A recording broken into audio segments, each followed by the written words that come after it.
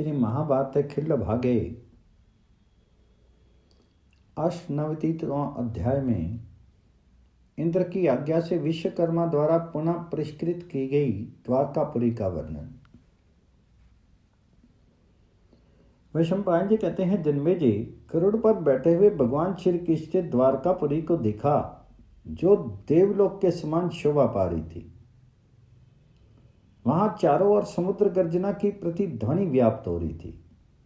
उस पुरी में जहां तहां मणि में पर्वत तथा यंत्र से शोभित थे। बहुत से क्रीडागृह बने हुए थे। अनेकानेक उद्यान, श्रेष्ठ वन, छज्जे और चबूतरे शोभा दे रहे थे। श्री कृष्ण ने इन सब को देखा।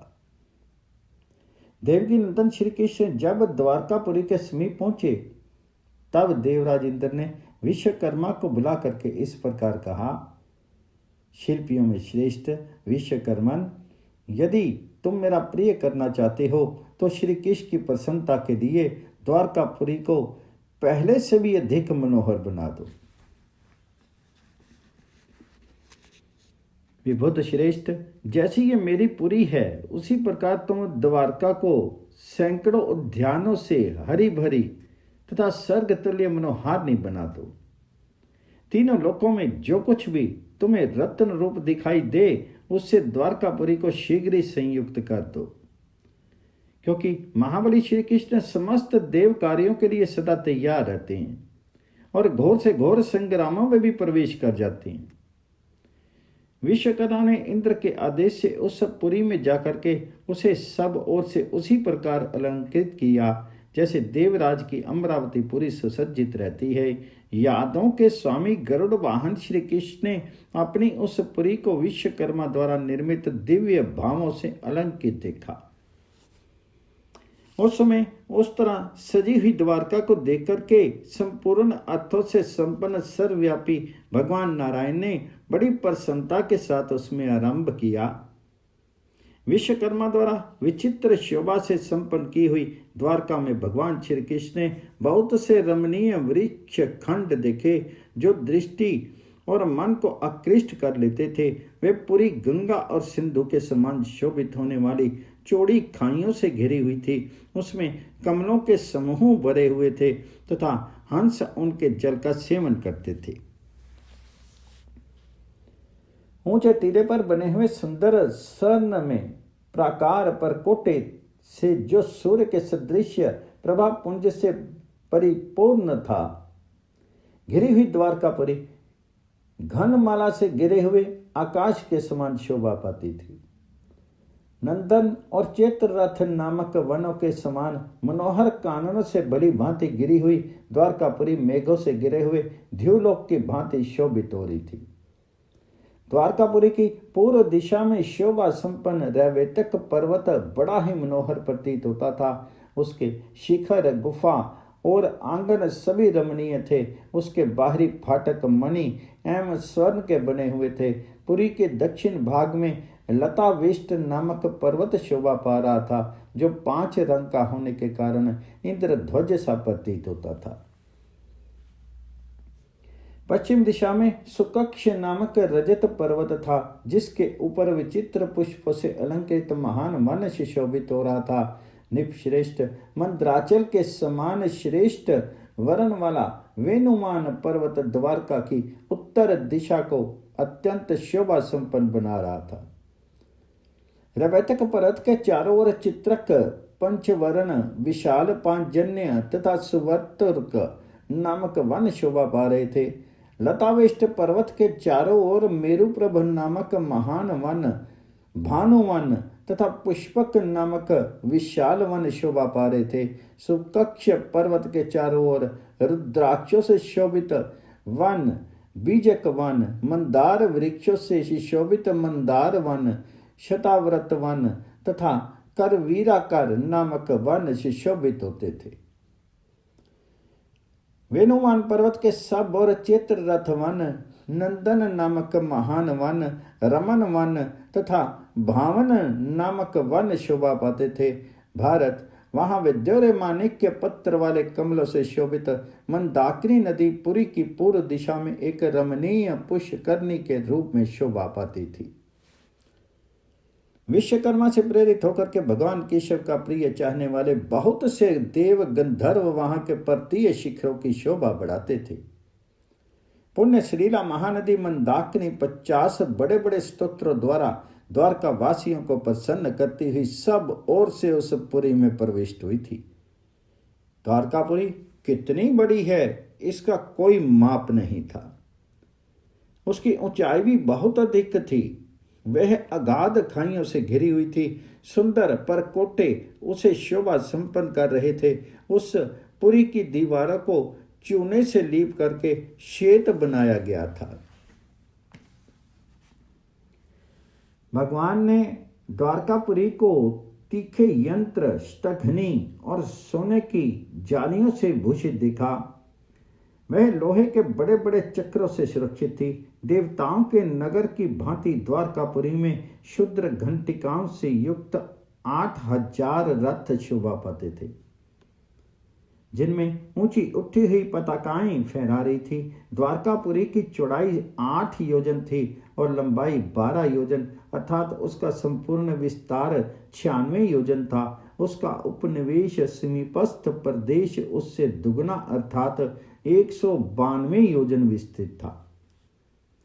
श्री कृष्ण ने उस अविचल द्वारकापुरी का दर्शन किया। उसमें जाने के लिए 8 महामार्ग थे और 16 बड़े बड़े चौराहे बने थे।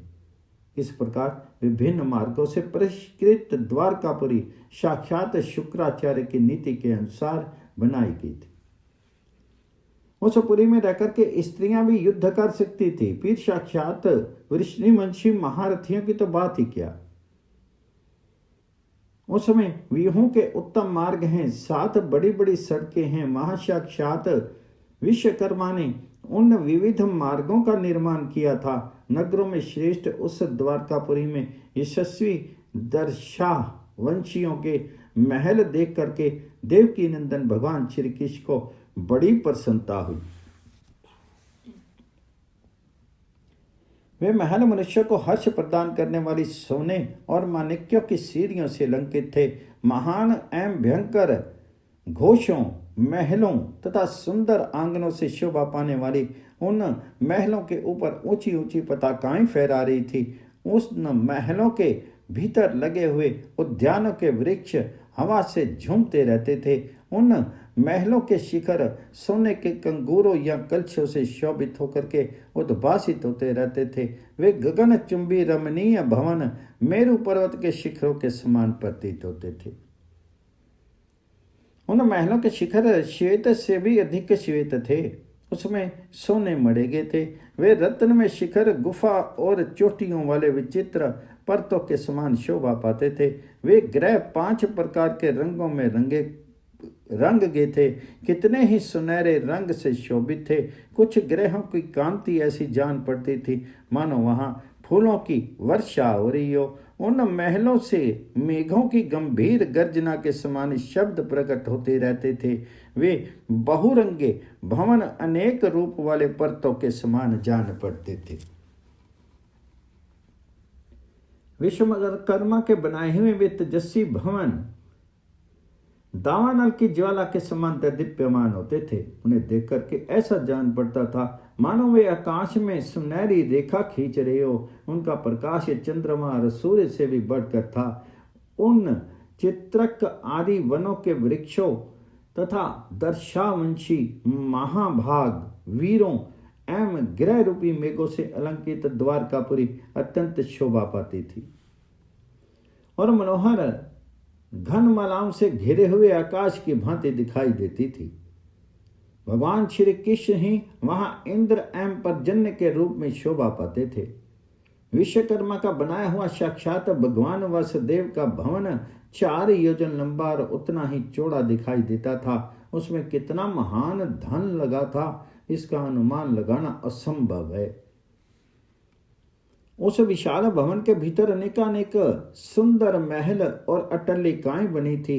वह प्रसाद जगत के सभी पर्वतीय दृश्यों से युक्त था अथवा उसमें जगत के सुप्रसिद्ध पर्वत क्रीड़ा के लिए कृत्रिम रूप से बनाए गए थे।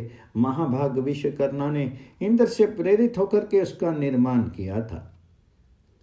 वह सर में प्रासाद समस्त प्राणियों के लिए मनोहर था। उसके ऊंचे शिखर पर स्वर्ण मढ़ा गया था, जिससे वह मेरु पर्वत के उत्तुंग श्रृंग की शोभा धारण करता था। विश्वकर्मा ने उस श्रेष्ठ प्रासाद को महारानी रुक्मिणी के रहने के लिए बनाया था। सत्यभामा जिस भवन में निवास करती थी वह श्वेत वर्ण का था। उसमें विभिन्न मणियों के सोपान बनाए गए थे। उसे सब प्रकार के भोगों से संपन्न समझा जाता था। निर्मल सूर्य के समान तेजस्विनी पताकाएं उस मनोरम प्रासाद की शोभा बढ़ाती थी, जिसके बाहर भीतर का प्रदेश प्रति क्षण अनुभव रूप सौंदर्य से युक्त प्रतीत होता था और जिसमें चारों ओर बड़ी बड़ी ध्वजाएं फहरा रही थी। उस मुख्य प्रासाद को जाम्बवती देवी सुशोभित करती थी। वह दूसरे सूर्य की भांति अन्य सब प्रासादों को अपनी प्रभा से तिष्ठित कर रहा था। उसकी कांति उदय काल के सूर्य की प्रभा के समान थी। वह रुक्मिणी और सत्यभामा के प्रासादों के बीच में बना था। विश्वकर्मा द्वारा बनाया गया वह दिव्य प्रासाद कैलाश शिखर के समान शोभा पाता था। भरत श्रेष्ठ, जो जाम्बुनंद स्वर्ण तथा प्रज्वलित अग्नि के समान दैदीप्यमान था, विशालता में जिसकी समुद्र से उपमा की जाती थी, जो मेरु के नाम से विख्यात होकर के खड़ा था, उस महान प्रासाद में गांधार राज की कुलीन कन्या नागनजिति सत्या अथवा गांधारी को भगवान श्री कृष्ण ने ठहराया था।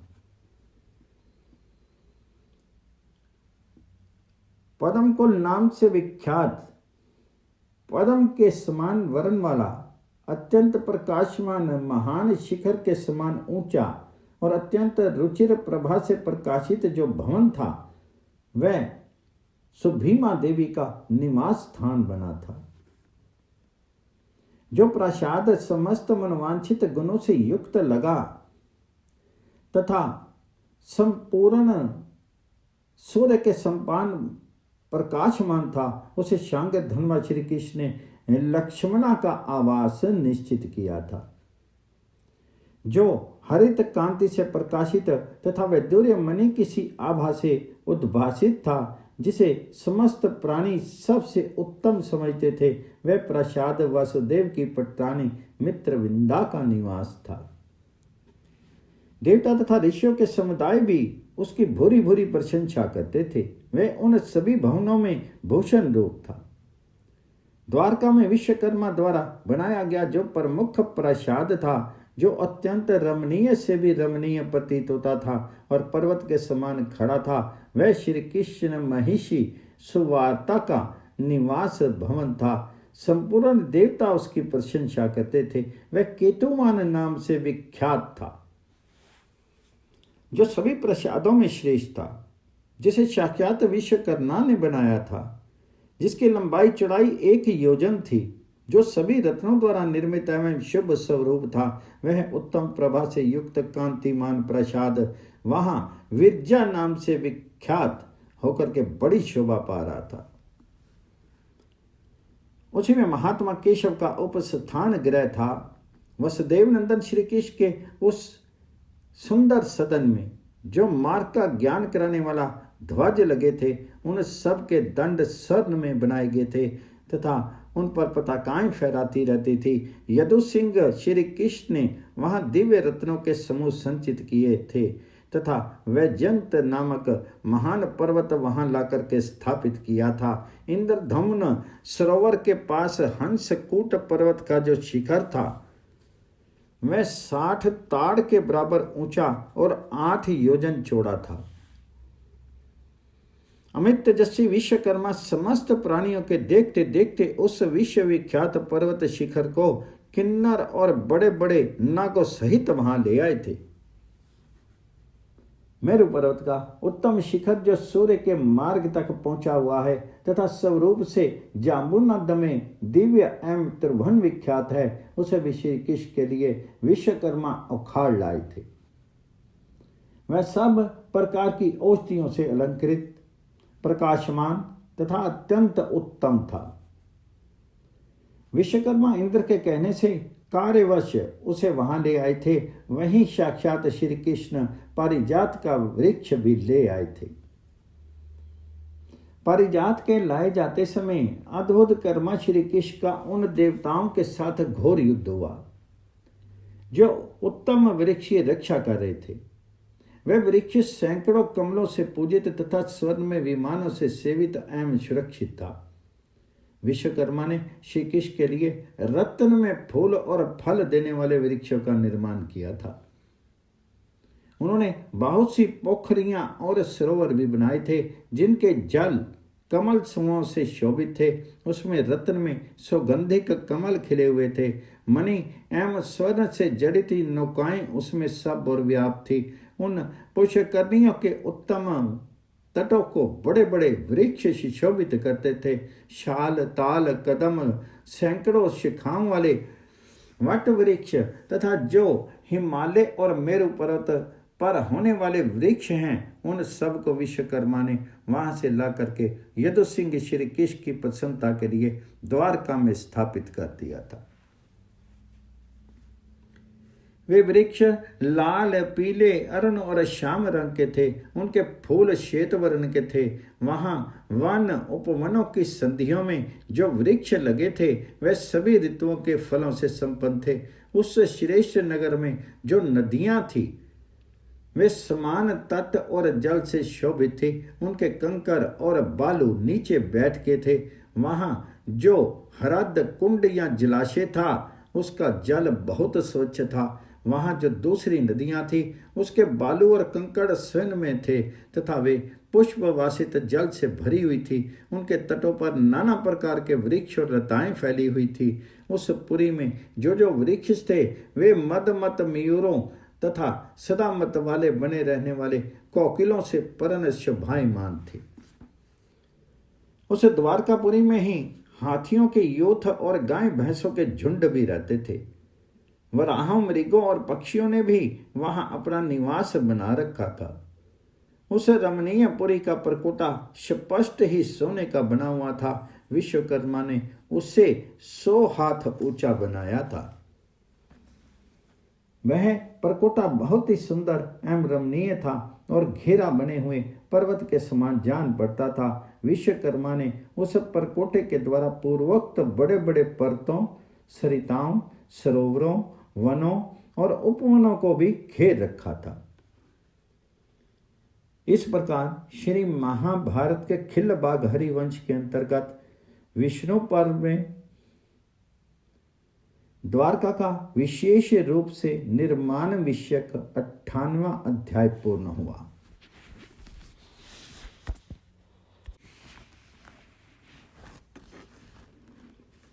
श्री महाभारत खिल्ल भागे 99वें अध्याय में श्री कृष्ण का द्वारका तथा अंतःपुर में प्रवेश और मणि पर्वत एवं पारिजात को यथोचित स्थान में स्थापित करना। वैशंपायन जी कहते हैं, जन्मेजय विषभ के समान विशाल नेत्रों वाले श्री कृष्ण इस प्रकार द्वारका का निरीक्षण करते हुए अपने आवास स्थान को देखा जो सैकड़ों प्रसादों से शोभित था।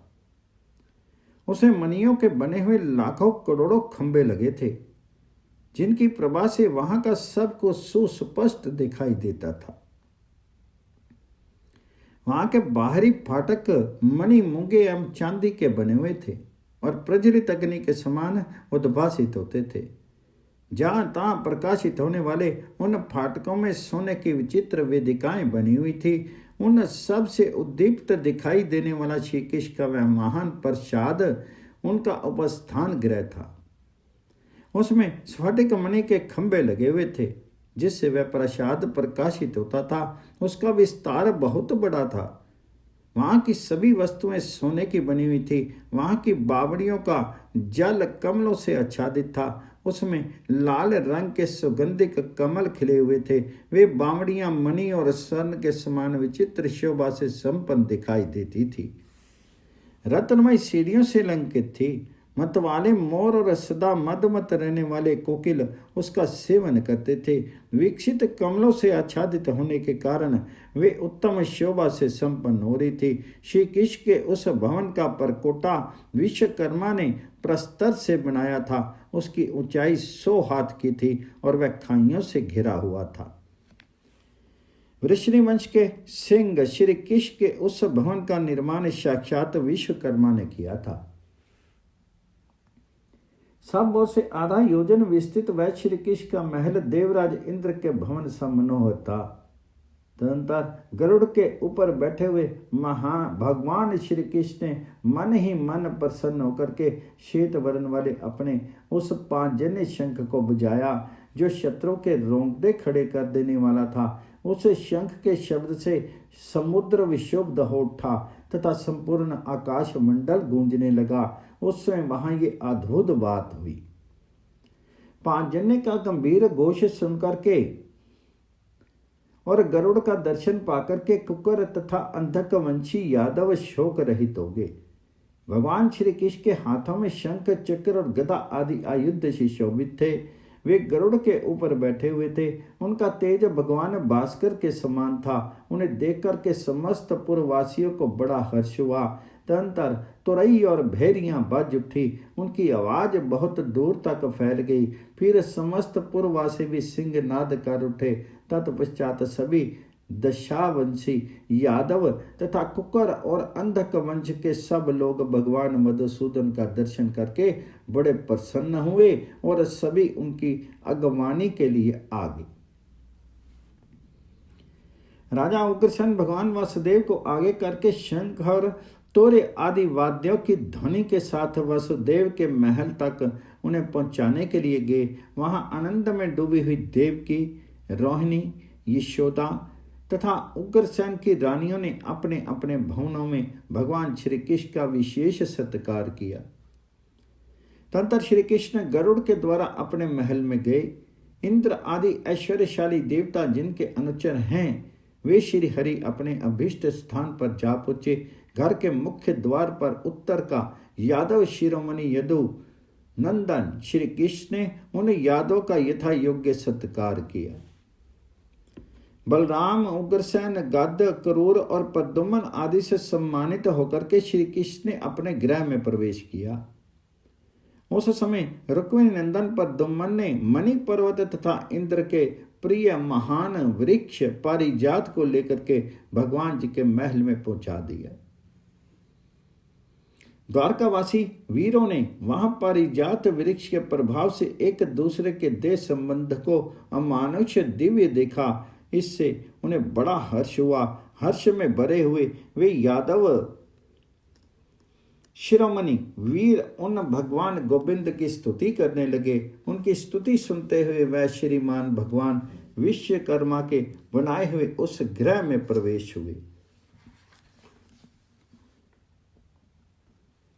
तदनंतर अमेय आत्मबल से संपन्न शत्रु विजयी भगवान अच्युत ने वृष्णि वंशियों को साथ लेकर के शिखर सहित मणि पर्वत को अंतपुर में रखा तथा उस दिव्य पूज्य एवं पूजित वृक्ष प्रवर पारिजात को भी शांत भाव से अभिष्ट स्थान में स्थापित कर दिया।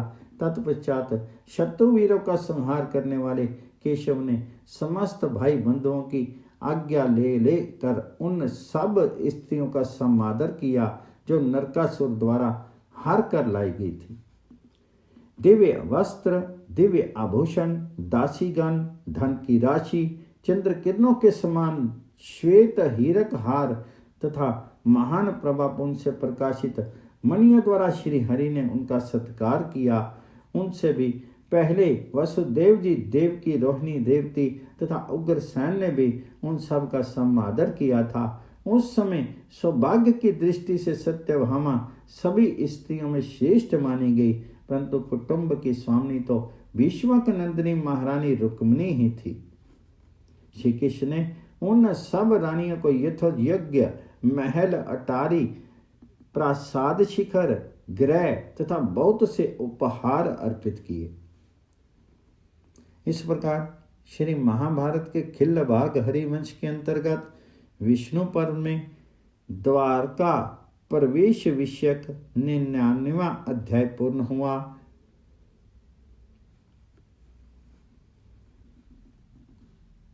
श्री महाभारत के खिल्ल भागे 77वां अध्याय।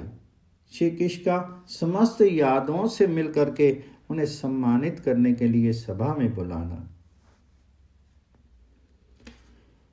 वैशंपायन जी कहते हैं, जन्मेजय, तदंतर भगवान वासुदेव ने गरुड़ की पूजा और समादर करके उन्हें एक मित्र की भांति अपना करके घर लौटने की आज्ञा दी। आकाशचारी पक्षी गरुड़ सत्कार पूर्वक जाने की आज्ञा पा करके भगवान जनार्दन को प्रणाम करके अपनी इच्छा के अनुसार ऊपर को उड़े। वे अपने पंखों की हवा से मकराले समुद्र को विशुद्ध करके बड़े वेग से पूर्ववर्ती महासागर की ओर चले। आवश्यकता के समय मैं पुनः उपस्थित हो जाऊंगा, ऐसा कहकर के जब गरुड़ चले गए तब श्री कृष्ण ने अपने बूढ़े पिता आनक दुंदुभि वासुदेव का दर्शन किया। तत्पश्चात वे राजा उग्रसेन, भाई बलदेव, सात्विकी, काश्यदेव में उत्पन्न हुए गुरु सांदीपनी तथा ब्रह्मगार्ग्य से भी मिले। फिर दूसरे बड़े बूढ़े वृष्टिवंशियों, भोजों और अंधकों से भी उन्होंने भेंट की। तत्पश्चात अपने पराक्रम द्वारा प्राप्त हुए रत्न समूहों से उन्होंने समस्त यादवों का सत्कार किया। समस्त ब्रह्मद्रोही असुर मारे गए, अंधक और वृष्णिवंश के वीरों की विजय हुई तथा ये भगवान मधुसूदन युद्ध से सकुशल लौट आए। इनके शीर पर कहीं कोई चोट नहीं आई है। इस प्रकार विशुद्ध सोने के कुंडलों से अलंकृत तथा राज आज्ञा घोषित करने वाला चाक्रिक पुरुष भली भांति सम्मानित होकर के द्वारका के चौराहों और सड़कों पर राज घोषणा सुनाने लगा। तत्पश्चात विनयशील जनार्दन ने पहले गुरु संदीपनी के पास जाकर के उनके चरण छू करके फिर विष्णुवंशी नरेश राजा उग्रसेन को प्रणाम किया। इसके बाद इंद्र के छोटे भाई श्री कृष्ण ने बलराम जी के साथ जाकर के पिता के चरणों में प्रणाम किया। उस समय पिता वासुदेव के नेत्रों में प्रेम के आंसू भर आए और उनका हृदय आनंद के समुद्र में निमग्न हो गया। फिर शेष यादवों के पास जाकर के उनका यथा योग्य सत्कार करके भगवान श्री कृष्ण ने सभी दार्शा वंशियों के नाम लेकर के उन्हें बुलाया।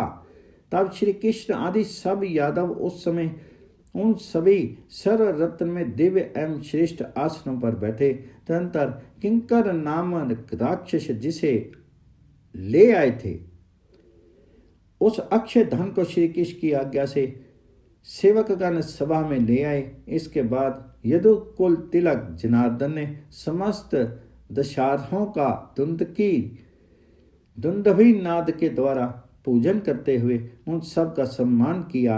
श्री कृष्ण की आज्ञा से वे समस्त यादव उस रमणीय सभा में प्रविष्ट हुए जिसमें सदस्यों के बैठने के लिए आसन सजाए गए थे तथा जिनके बाहरी दरवाजे मणि और मोंगों के बने हुए थे। भरत भूषण वह शुभ सभा सब ओर से पुरुष सिंह यादवों द्वारा भरी हुई एवं सभी पदार्थों और गुणों से संपन्न थी। जिसे सिंहों से पर्वत की गुफा शोभित होती है उसी प्रकार उन यादवों से उस सभा की आधिकारिक शोभा हो रही थी।